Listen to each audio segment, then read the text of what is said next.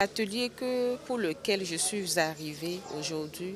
j'ai été très heureuse de ma participation.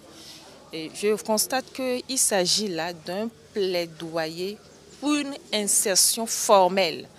de la société civile dans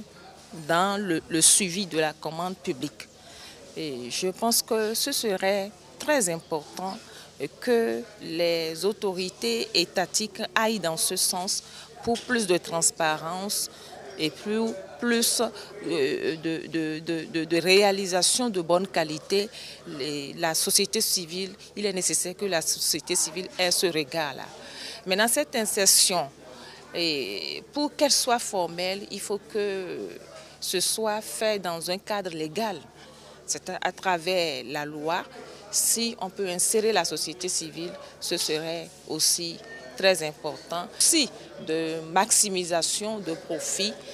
amène souvent les prestataires, les entrepreneurs à occulter le respect des normes en matière de marché public. Donc la société civile sera ce relais qui pourra amener à aider les pouvoirs publics et tout le dispositif mis en place par le gouvernement à parfaire le travail qui est déjà en train d'être fait. En activant la veille citoyenne des commandes publiques, nous donnons tout de suite la chance aux communautés, que cela soit en amont ou en aval, de veiller de bout en bout à ce que leurs aspirations traduites par des projets soient réellement prises en compte dans l'exécution de ces projets. Lorsqu'on veut passer une commande, lorsqu'on veut passer une prestation, lorsqu'on veut signer un contrat avec un prestataire, il faudrait que la communauté ait un regard critique pour s'assurer qu'effectivement l'infrastructure à construire répond aux aspirations pour lesquelles on a sollicité ce projet, on a élaboré ce projet. Il faudrait s'assurer que les modes, les éléments, les matériaux indiqués sont conformes au cahier de charge de l'entrepreneur. Et donc j'estime que ce que nous gagnons, nous en tant qu'administrateurs du territoire, c'est d'avoir de nouveaux partenaires, un regard au niveau local, autre que les acteurs étatiques qui nous font déjà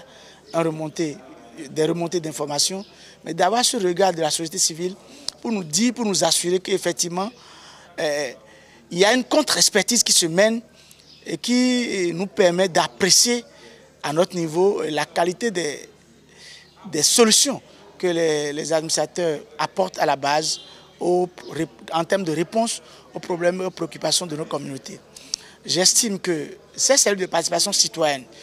si elles jouent réellement leur rôle, doivent être de bons partenaires pour nos communes, surtout pour les secrétaires exécutifs qui prennent désormais les rênes de l'exécutif communal, comme des éléments dont les comptes rendus, les rapports, les conseils peuvent savoir apprécier quel prestataire est bon, peut être réellement être de bons acteurs à la base pour nos communautés, lesquels prestataires ont par le passé de mauvaises réputations et qu'il faut